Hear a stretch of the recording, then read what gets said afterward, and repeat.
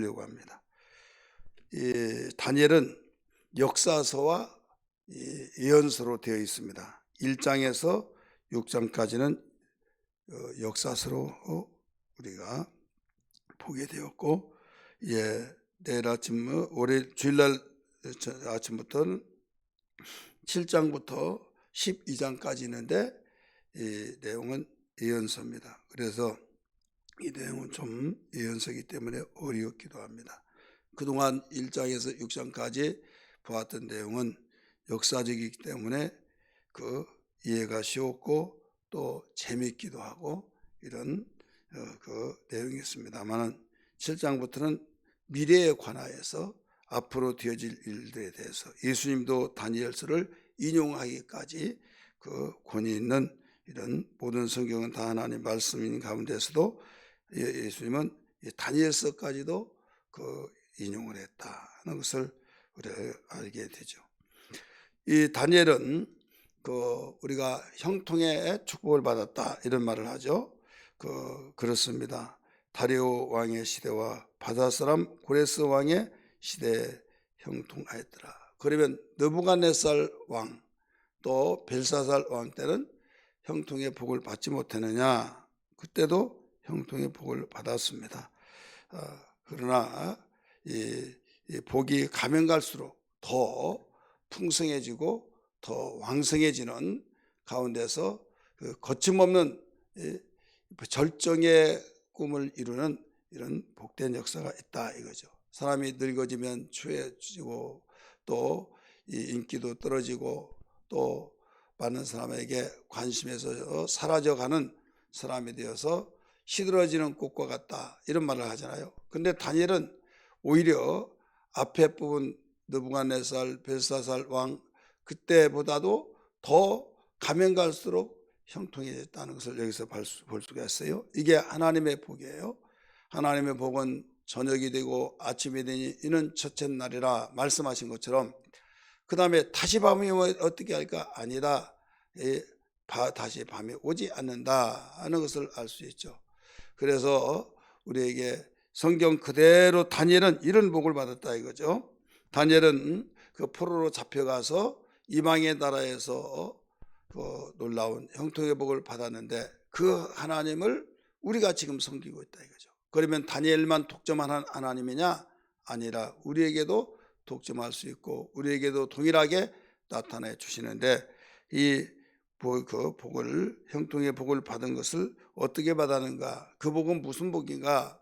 형통의 복인데 우리가 그동안 들었던 말씀들을 대략 정리해서 비춰본다고 한다면 무슨 복을 받았느냐? 먼저 깨는 영적인 복을 받았다.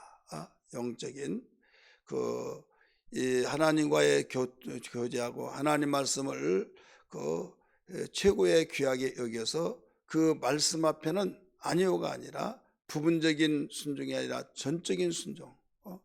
그는 포로로 잡혀가서 왕궁학교에 입문하면서부터 음식에 대한 문제가 걸렸죠. 하나님이 부정한 음식을 먹지 말라 했는데 부정한 음식이 나와서 나는 채식을 하겠습니다. 그때부터 부딪히기 시작한 거예요. 자기 위치가 어떤 위치입니까?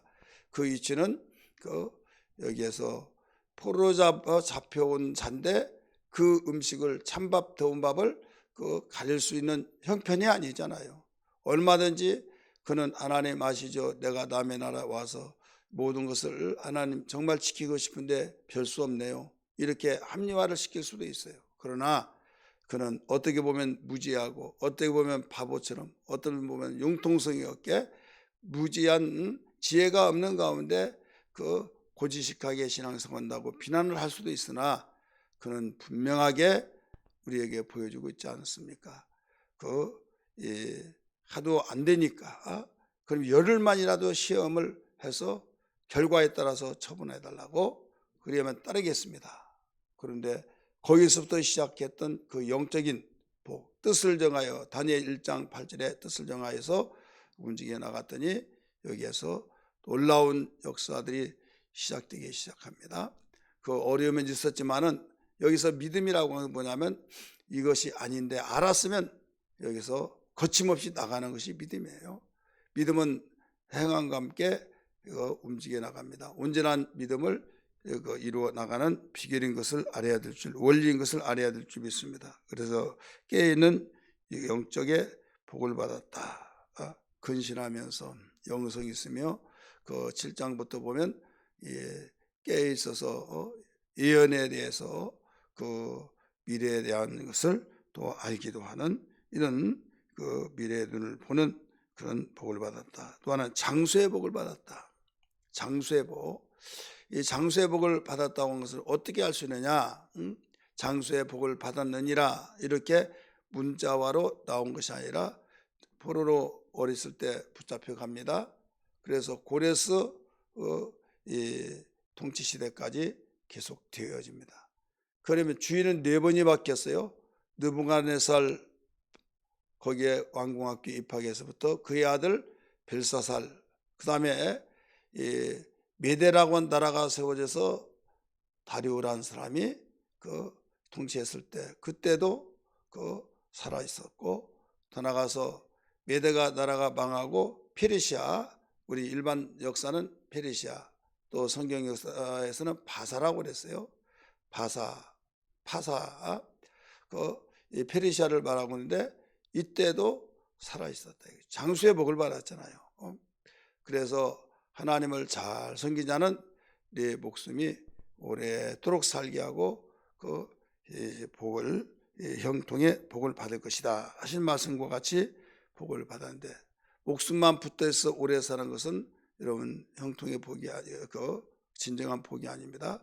여기에서 형통의 복, 범사의 복, 웃음이 끊치지 않는 이런 삶이 마음의 평안과 함께 생활한 것이 하나님께로부터 부여되어지는 복입니다. 이런 복을 받았고, 또 하나님께 영광 찬송을 돌리며 살아계신 하나님을 증거하는 복을 받았다. 그의 삶을 통해서 증거되었고, 또 그가 고백을 통해서 그가 행위로서 나타내어 복을 받았고, 하나님께 영광 찬송을 돌리면서 결국은 이 왕들을 전도하는 그런 복을 받았다 이거죠. 왕들을 전도했다. 느부갓네살 왕에게도 바로 하나님의 살아계심을 보여주면서 네가 믿는 하나님은 은밀한 것을 말한다. 은밀한 것을 다 안다 하면서 다니엘에게 신들의 영들이 네게 가득했다 이런 말을 하잖아요. 다니엘서 4장 34절 37절 이 말씀들을 보면 느부갓네살이 다니엘의 영향을 받게 되고 다니엘을 통해서 살아신 하나님을 알게 되어지고 이런 말씀들을 볼 수 있죠. 우리 한번 볼까요? 우리 4장 34절 그가 겸손해져 가지고 그 왕으로서 하나님이 이용하다가 이제는 그 소처럼 풀을 먹고 이슬을 맞다가 그가 고백을 하게 돼요. 34절 4장 34절 가운데 부분 보세요. 이에게 감사하며 영생하신 이를 찬양하고 경배하나니 그 권세는 영원한 권세요 그 나라는 대대에 이르리로다. 왕이 느부갓네살이 지금 이렇게 고백을 했어요. 그 다음에 여기에 37절도 봅니다. 그러므로 지금 나 느부갓네살은 하늘의 왕을 찬양하며 칭송하며 경배하노니, 하나님을 경배하기까지 바뀌어지죠. 그의 일이 다 진실하고 그의 행하심이 의로우심으로 교만하게 행하는 자를 그가 능히 낮추심이라. 이 느부갓네살 왕을 누구를 통해서 왕이 지금 하나님을 알게 되고 믿게 되어 경배하게 되어 다니엘을 통해서 이런 사람 이런 복을 받았다 이거죠. 그다음 벨사살 왕이 손가락이 나와서 글씨를 쓰지 못했지만은 읽지 못했지만은 읽게 하고 해석까지 해줬던 그 가운데 그 왕에게 책망을 했잖아요. 과감하게 거침없이 책망을 했어요. 한마디로 말해서 침례의 왕같이 책망하면서 당신이 이래서 그랬다라고 하면서 이 다니엘은 그냥 비비고 아부를 떠는 그런 형이 아니었어요. 영성이 있는 사람은 잘못된 건 잘못된 것이다. 또 맞는 것은 맞는 것이다 과감하기 위해 하늘의 하나님이 이 땅의 모든 왕들을 세우고 그 완전히 거침없이 하나님이 모든 걸 통치하시고 계신다는 걸 알기 때문에 두려울 것이 없잖아요. 우리 예수 믿는 사람이 이런 자세를 가져야 될 줄 믿습니다. 그래 하나님이 기뻐하신 일을 할 때만이 주어지는 이런 자세입니다. 그래야요 그때도 복을 받아도 셋째 자리에 앉게 되잖아요. 그 다음에 다리오 왕 어제 아침에 들었잖아요. 다리오 왕이 고백을 하게 되잖아요. 그 고백이 조서 속에서 나왔어요. 6장 26절 27절에서 어제 아침에 읽었던 그 구구절절마다 하나님에 대해서 8가지 이상으로 고백을 하고 있어요. 9가지나 하나님이 이런 분이라는 고백을 하게 되죠. 그 다음에 고레스 왕. 이 고레스 왕은 메데라원 나라와 페르시아 나라고 합쳐져서 결국 통일이 되었죠. 그래서 다리오 왕은 120도를 지방을 관할하였지만은 더 영토를 넓혀서 127도를 관할하였던 것이 고레스 왕 시대였습니다. 그렇기 때문에 그 120도에서 127도로 넓혔다. 인도에서부터 인도까지 뻗어나갔어요. 그런 어마어마한 제국 시대에 이 나라가 그렇게 건재한 가운데서도 고레스 왕을 다니엘이 어떤 사람이라는 걸 알았다 이거죠. 알았기 때문에 다니엘을 높이 찬양하면서 또 이스라엘 범죄에서 나라를 잃어버리고 70년 동안 포로로 잡혀갔던 그런 가운데 해방명령을 내려준 사람이 누구냐? 고레스 왕이에요. 우리 성경 한번 볼까요? 역대하 36장.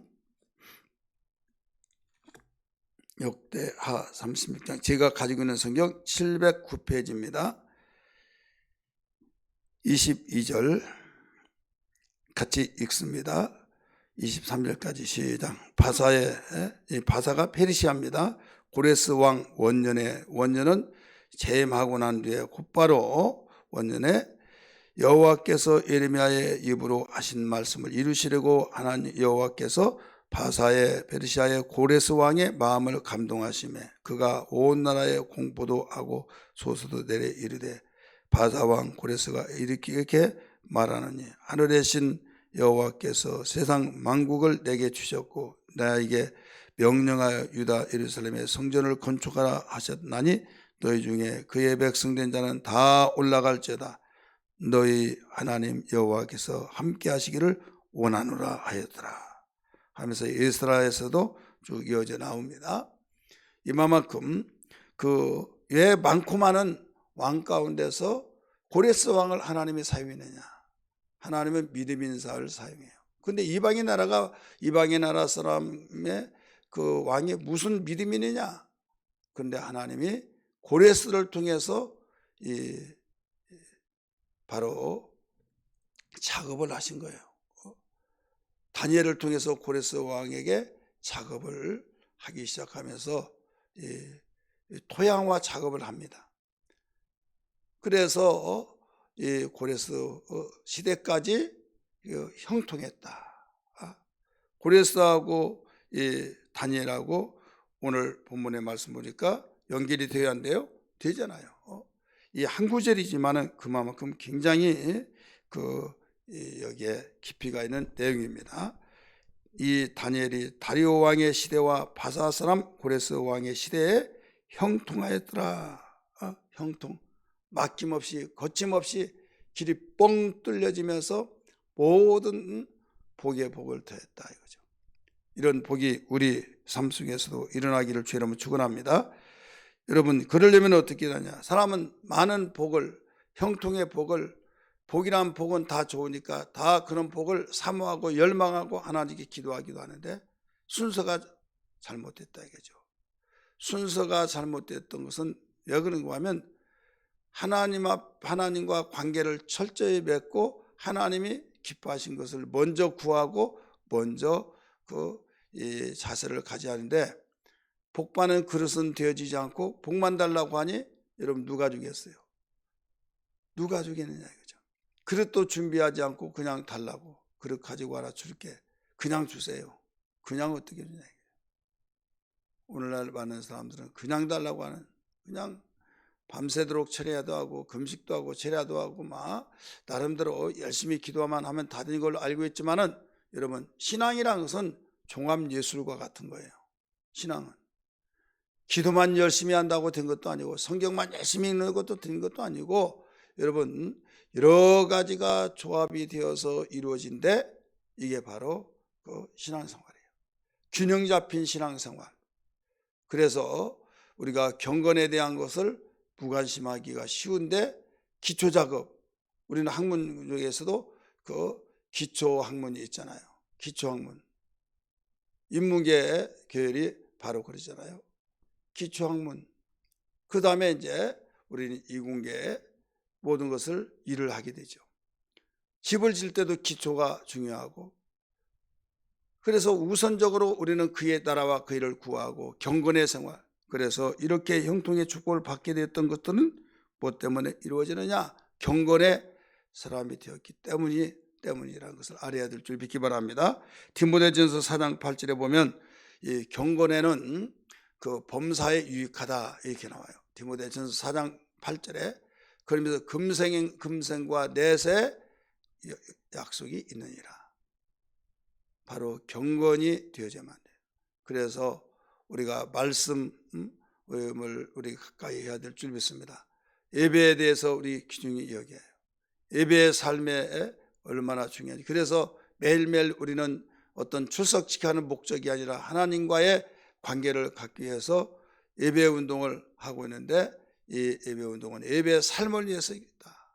그걸 아시고 빠짐없이 우리는 지극정성으로 우리의 경건 운동에서 우리 흔들림 없이 나가야 될 줄 믿습니다.